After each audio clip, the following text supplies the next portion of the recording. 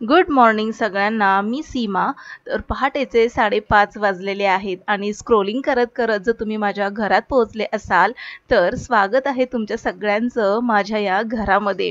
तर तुम्हाला माहितीच असेल की रोज सकाळी 5:30 वाजता माझ्या दिवसाची सुरुवात होते आणि सकाळचा वेळ म्हणजे सगळ्याच महिलांसाठी फार एनर्जेटिक असला पाहिजे आणि असतो देखील, कारण की याच वेळेमध्ये आपण घरातली बहुतेक खूप सारी कामं करत असतो. तर मी एक हाऊसवाईफ आहे आणि हाऊसवाईफ सोबतच मला लहान मुलांना शिकवायला देखील फार आवडतं. तर होम ट्युशन्स चालू झालेले आहेत, मुलांच्या एक्झाम चालू झालेल्या आहेत. तर 2 वेळच्या बॅचेस घेऊन मी कसा सगळं घरातलं मॅनेज करते ते आजच्या व्हिडिओमध्ये आपण पाहणार आहोत. तर नेहमीसारखाच माझा रोजचा दिवस पहाटे 5:30 वाजल्यापासून सुरू झालेला आहे. अंधार दिसत आहे सगळीकडे आणि हळूहळू आता एक घरातील मेंबर उठत आहेत. तर प्रत्येकाला आपली शाळा आणि कॉलेजला जाण्याची घाई लागलेली आहे.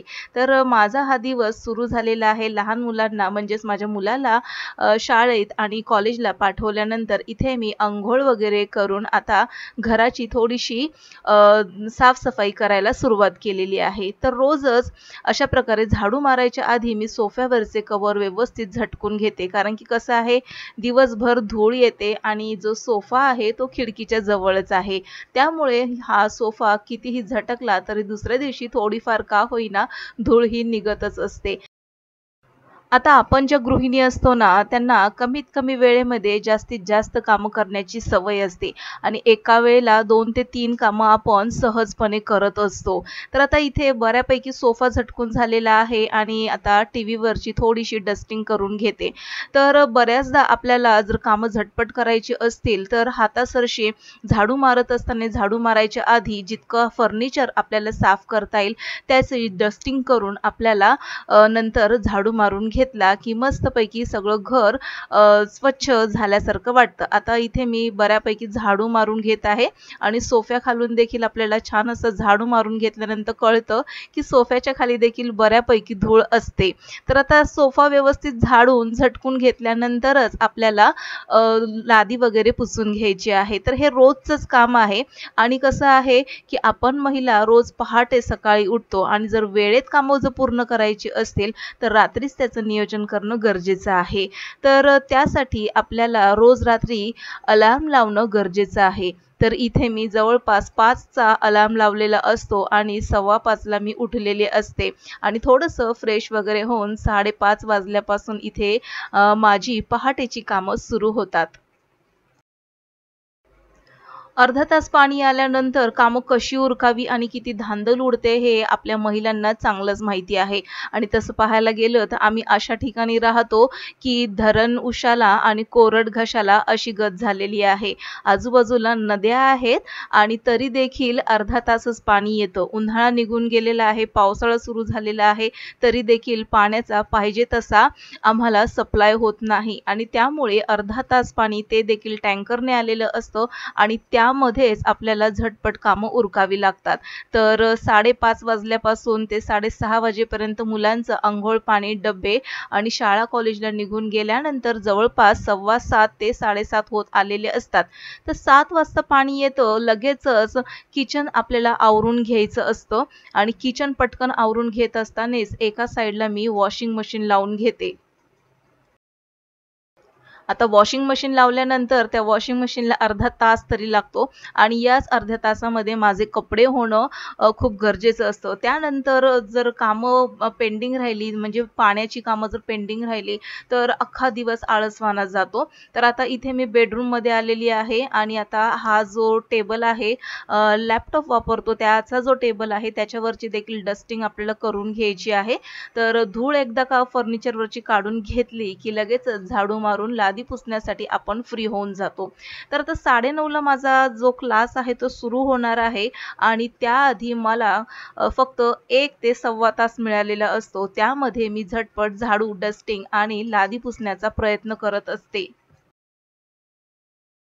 घराचं मॅनेजमेंट करत असताना घरामध्ये सुटसुटीत जितक्या कमी आणि डिसेंट वस्तू असतील तितकंच घर आपलं नीटनेटकं दिसतं. उगाचच फाफट पसारा करून जास्तीच्या वस्तू घेऊन घरामध्ये गर्दी करून आणि घरातली जागा आटवून काही उपयोग होत नाही. उलट ते जागा कमी असल्यामुळे आपल्याला त्रासच होणार असतो. त्यामुळे ठराविकच थोडक्यात आणि महत्त्वाच्या गोष्टी आपल्याला घर सजवण्यासाठी घ्यायच्या आहेत.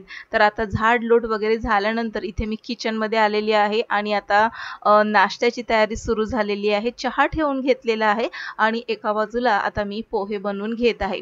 तसं पाहायला गेलं तर सकाळीच भाजी चपाती ही तयार होऊन जाते आणि मी सकाळीच भाजी आणि चपाती बनवून घेते आणि मग क्लास झाल्यानंतर दुपारच्या जेवणामध्ये फक्त भात, आमटी किंवा वरण भात असं काही थोडंसं बनवायचं असतं. तर बऱ्याच महिलांकडनं असं मी ऐकलेलं आहे, की आम्ही गरम-गरम चपाती किंवा भाकरी वगैरे बनवून खातो. आधी असं बनवून ठेवत नाही. पण ज्यावेळेस आपल्याला वेळ कमी असतो आणि पुन्हा आपल्याला माहिती आहे, की वेळ आपल्याला नंतर मिळणार नाही. जेवणाची वेळ झाल्यानंतर आपल्याला पूर्ण जेवण तयारच असलं पाहिजे. तर अशा वेळेस आयत्या वेळेला चपाती लाटायला तर मला तर शक्य होत नाही. कारण की बघा क्लास 11:30ला सुटल्यानंतर बाकीचा जो वेळ आहे तो वरण-भात वगैरे बनवण्यामध्ये जातो. जर काही मध्येच कोणी पॅरेंट्स किंवा पाहुणे वगैरे किंवा रिलेटिव्हज कोणी येत असतात, तर त्यांना देखील वेळ देणं गरजेचं असतं. तर आता नाश्ता वगैरे बनवून घेतलेला आहे. थोडासा नाश्ता मी करून घेत आहे. कारण की आता इथे बघा 10 मिनिटांमध्येच मला आता क्लास सुरू करावा लागणार आहे. तर आता नाश्ता झाल्यानंतर प्लेट वगैरे ठेवून घेतलेली आहे. तर 10 मिनिटं आहेत माझ्याकडे. तर मी विचार केला, की हे जे सुकलेले कपडे आहेत, त्याच्या आपण घड्या घालून घेऊया. आपण गृहिणी सकाळी उठल्यापासून रात्री झोपेपर्यंत खूप सारी कामं करत असतो आणि खूप सारे विचार आपल्या डोक्यामध्ये चालतच असतात. तर कधी-कधी आपली देखील चिडचिड होत असते. तर असं न व्हावं यासाठी आपण स्वतःसाठी देखील वेळ दिला पाहिजे. काही छंद असे जोपासले पाहिजेत. जसं की माझी देखील चिडचिड वगैरे कधी होत असेल, तर मी अशा वेळेस एखाद्या मस्तपैकी गोष्टीचं पुस्तक वाचते किंवा मला ऑनलाईन पुस्तकं वाचायला आवडतात, रीडिंग करायला आवडतं आणि सगळ्यात बेस्ट म्हणजे माझी हॉबी जी आहे लहान मुलांना शिकवणं. लहान मुलांना शिकवत असताना वेळ कसा आणि कुठे निघून जातो ते देखील आपल्याला कळत नाही. तर आता इथे माझा क्लास झाल्यानंतर मी सगळं आवरून घेतलं, चटईची घडी वगैरे घालून झाल्यानंतर इथे आता मी लादी पुसून घेत आहे. कारण की मुलं एकदा निघून गेल्यानंतर पटकन लादी पुसली की घर देखील स्वच्छ राहतं. कारण की मुलं शॉर्पनर किंवा मग पेन्सिल वगैरे याचा कचरा थोडाफार पडलेला असतो. तर लादी पुसून झाल्यानंतर बघा घर आता मस्तपैकी साफ स्वच्छ दिसत आहे. तर आता इथे बाकीचे जे रूम आहेत ते देखील मी आता पुसून घेतलेले आहेत. बाथरूम देखील व्यवस्थित रेड हार्पिक टाकून स्वच्छ धुवून घेतलेलं आहे म्हणजे स्वच्छ राहतं. आणि आता इथे सकाळी जे घासून ठेवलेले भांडे होते त्यातील पाणी पूर्णपणे निथळल्यानंतरच आपल्याला आता ही भांडी लावून घ्यायची आहेत. जर अशीच आपण ओली भांडी जर लावली ना तर तुम्हाला माहिती आहे एक तर ते ट्रॉल्यांचे जे खालचे जे स्टँड आहेत ते गंजल्यासारखे होतात आणि सगळ्यात महत्त्वाचं म्हणजे भांड्यांमध्ये पाणी असल्यानंतर ते देखील काही बरं वाटत नाही. त्याच्यामुळे मी पाणी पूर्ण निथळेपर्यंत ही भांडी या बास्केटमध्ये ठेवते. आता हे सर्व भांडी मी व्यवस्थित ट्रॉल्यांमध्ये लावून घेतलेली आहेत आणि आता बघा रोजची भांडी आहेत थोडीशी इकडे-तिकडे झालेली आहेत. तर जसा वेळ भेटेल तसे मी हे लगेचच सेट करायचा प्रयत्न करते. नाहीतर मग आरामामध्ये हे सगळी भांडी काढून व्यवस्थित पुन्हा एकदा लावते. तर आता बघा दुपारच्या जेवणाच्या वेळेमध्ये इथे मी काळा वाटाणा जो आहे तो भिजत घातला होता. तर आज आपण याचीच आमटी बनवून घेणार आहोत. तर किचन ना कितीही आवरलं तरी बघा एक हात दोन, एक हात दोन भांडी अशी आसपास राहिलेली दिसतातच. तर किती आवरायचं ते देखील कळत नाही. तर आता हे जे काळे वाटाणे आहेत त्याचा मी साधारणपणे रस्सा बनवून घेणार आहे. तर आता मसाला भाजत न बसता अशा प्रकारे कच्चाच मसाला मी बनवून घेते. कांदा, टोमॅटो, आलं, लसूण पेस्ट आणि जे खोबरं आहे ते आता इथे मिक्सरमध्ये घालून छान असं पेस्ट बनवून घेतलं, की मस्त हा जो काळा वाटाणा आहे छान असं तयार होतो. आणि आता सगळ्यात महत्त्वाची गोष्ट म्हणजे गरम मसाल्याची पावडर वापरण्यापेक्षा जर तुम्ही या मसाल्यामध्ये ताजा अख्खा गरम मसाला जर वाटताना वापरला तर ही जी वाटाण्याची उसळ जी बनते ना अप्रतिम अशी बनते। तर मार्केटमध्ये ना हल्ली म्हणजे जे शॉपिंग मॉल आहेत तर तिथे हे असे अख्ख्या गरम मसाल्याचे असे मिक्स मसाल्याचे डब्बे मिळतात। तर असा मी एक मसाल्याचा डब्बा घेऊन ठेवते, सर्व मिक्स मसाले यामध्येच असतात आणि हा एका डब्यापासून जर आपण गोडा मसाला बनवून ठेवला ना तर मस्तपैकी 2 ते 3 महिने सहजपणे जातो। तर आता मसाला इथे मी छान असा परतून घेत आहे आणि आता काळा वाटाणा आता आपण घालून छान याची आता उसळ बनवून घेणार आहोत।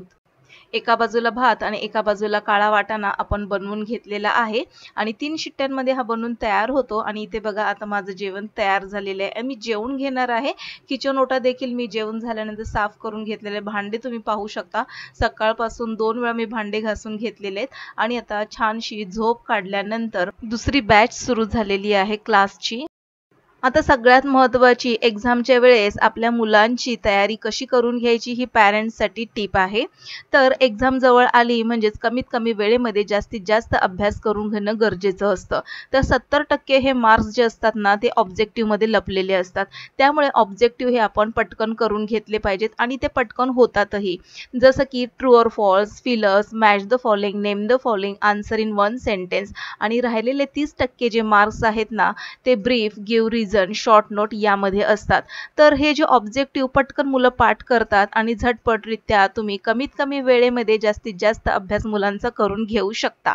आणि दुसरी महत्त्वाची टिप, जर तुम्हाला क्वेश्चन लिहून द्यायला वेळ नसेल तर तुम्ही ओरली क्वेश्चन सांगा आणि आपल्या मुलांकडनं त्याचे आन्सर 2 ते 3 वेळा लिहून घ्या। म्हणजे तुमची मुलांचे स्पेलिंग मिस्टेक देखील होणार नाही आणि परफेक्ट असा अभ्यास तयार असेल त्यांचा।